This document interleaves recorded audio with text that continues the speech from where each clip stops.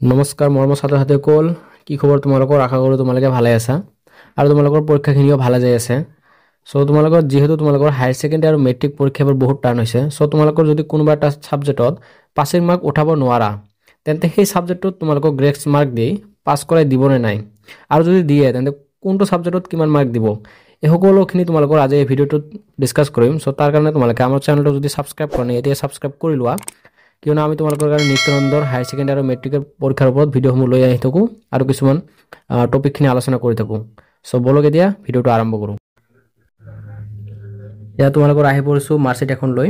এইটো তোমালোকৰ higher secondary marksheet. তোমালোকে দেখিব পাৰিছা হায়াৰ ছেকেণ্ডাৰী মাৰ্কশ্বিট হয়। ইয়াতে তোমালোকে এটা বস্তু চাই লোৱা, ষ্টুডেণ্টজনে কোনটো বিষয়ত কিমানখিনি মাৰ্ক পাইছে। এইখিনি তোমালোকৰ ভালদৰে চাব লাগিব, তাৰপিছতহে বস্তুখিনি তোমালোকে বুজি পাবা।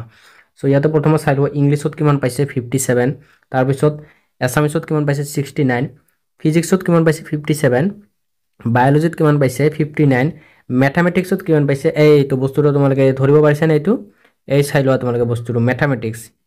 ইয়াতে গোটেইখিনি তোমালোকৰ বায়'লজি, ফিজিক্স, মাথছ আৰু ইংলিছত গোটেইখিনিতে ষ্টুডেণ্টজনে পাছ কৰিছে, কিন্তু তাতে তোমালোকে এটা বস্তু চাই লোৱা, মেথছ আৰু মেথামেটিক্স আৰু কেমেষ্ট্ৰিত ষ্টুডেণ্টজনে ভাল নম্বৰ পোৱা নাই।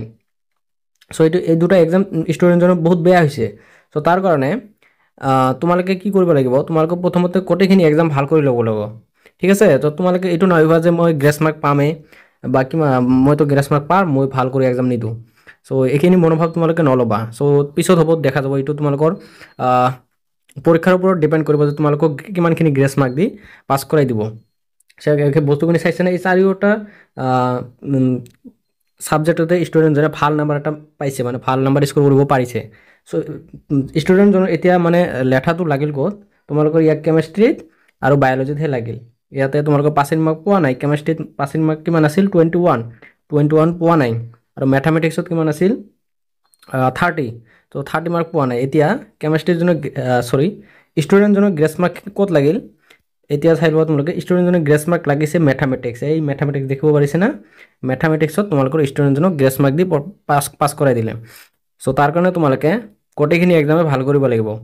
গ্ৰেছ মাৰ্ক দিয়ে নিদিও এইটো পিছৰ কথা হ'ব, বুজিছা? চাই লোৱা ষ্টুডেণ্টজনৰ কেমেষ্ট্ৰিত বহুত বেয়া, একবাৰে কেমেষ্ট্ৰিত মানে 16 পাইছে। তাতে এটা বস্তু লক্ষ্য কৰিছে এক্সামিনাৰে, কেমেষ্ট্ৰি আৰু মেথামেটিক্স এই দুটা ছাবজেক্টত ষ্টুডেণ্টজনৰ পাছিং মাৰ্ক যিমানখিনি লাগে তাতকৈ বহুত মাৰ্ক কম পাইছে। আৰু যদি কমো পাইছে তাৰ ভিতৰতো দুটা ছাবজেক্ট মানে মিনিমাম কৰি চাইছে এক্সামিনাৰে, যে ইয়াতে দুটাৰ ভিতৰত তোমালোকৰ কোনটোত বেছি আছে? মেথামেটিক্সত বেছি আছে আৰু কেমেষ্ট্ৰিত একেবাৰে ল' আছে 16। যদি কেমেষ্ট্ৰিত এনেকুৱা হ'ল হয় যে মানে 18 বা 19 যদি পাল হয়, তেনেহ'লে কেমেষ্ট্ৰিত গ্ৰেছ মাৰ্ক দিয়াৰ সম্ভাৱনা থাকিল হয়। যিহেতু ষ্টুডেণ্টজনে মেথামেটিক্সত 18 পাইছে, তাৰ কাৰণে 12 মাৰ্ক প্লাছ কৰি দি গ্ৰেছ মাৰ্ক দি ষ্টুডেণ্টজনক পাছ কৰাই দিছে। তোমালোকক ভালদৰে মই দেখাই দিলোঁ বস্তুখিনি, যে কোনটো বিষয়ত গ্ৰেছ মাৰ্ক দিয়ে। আৰু অকল এইটো মেথামেটিক্স বা কেমেষ্ট্ৰিৰ ক্ষেত্ৰত নহয়, ঠিক আছে? যদি তোমালোকৰ ইয়াত চাই লোৱা, তোমালোক ইংলিছ যদি ভাল হয়, তাৰপিছত যদি ML যদি ভাল হয়, ফিজিক্স যদি ভাল হয়, বায়'লজি যদি ভাল হয়, বাই চান্স তোমালোকৰ মেথামেটিক্সো ভাল হ'ল, বাকী থাকিল কি তোমালোকৰ কেমেষ্ট্ৰি যদি তোমালোকৰ এনেকুৱা লাগে যে তোমালোকৰ মাৰ্কখিনি বহুত কম পাইছা, তেতিয়া এক্সামিনাৰে কি কৰিব, তোমালোকক গোটেইখিনি যদি 5টা ছাবজেক্টত তোমালোক পাছ কৰা, কেমেষ্ট্ৰিটো তোমালোকৰ পাছিং মাৰ্ক এটা ধৰি দি দিয়ে। এইটো গ্ৰেছ মাৰ্ক বুলি নহয়, তোমালোকৰ পাছিং মাৰ্ক ধৰি দিব। আৰু যদি তোমালোকৰ এনেকুৱা হয় যে 4টা ছাবজেক্টত পাছ কৰিলে, তোমালোকৰ এটা 5th ছাবজেক্টটো লাগিব নহয় পাছ কৰোঁতে, সেইটোত তোমালোকৰ কি হৈ আছে?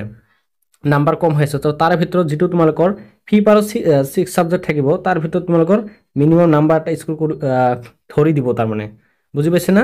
যিটো তাতে ভাল হ'ব সেইটোতো তোমালোকৰ নাম্বাৰ যিমানখিনি পাছিং মাৰ্ক কৰোঁতে লাগে সিমানখিনি তোমালোকৰ দি দিব। এতিয়া তোমালোকৰ ডাউটখিনি ক্লিয়াৰ হ'ল। বস্তুখিনি ভালদৰে এবাৰ চাই লোৱা কিমানখিনি গ্ৰেছ মাৰ্ক দিছে। ইয়াত 12 নাম্বাৰ দিছে, আৰু যদি বেছিও দিব পাৰে ইয়াত কৰি, অকল যে 12 দিব এইটো নহয়, ইয়াত কৰি তোমালোকৰ 15 লৈকে, মিনিমাম 15 লৈকে গ্ৰেছ মাৰ্ক দিব পাৰে, ঠিক আছে? বস্তুখিনি চাই লোৱা। তোমালোকে এতিয়া ডাউটখিনি ক্লিয়াৰ হৈ গ'ল ন? এতিয়া যদি তোমালোকে নিশ্চিন্ত মানে ভালদৰে, তথাপিও তোমালোকে ভালদৰে পৰীক্ষাখিনি দি যোৱা। এইটো কোনটো নাম্বাৰ, কোনটো তোমালোকৰ 4 হ'ব, এইটো তোমালোকে পিছত দেখি ল'বা। মুঠতে আগতে তোমালোকে পৰীক্ষাখিনি ভালদৰে দি যোৱা, ঠিক আছে?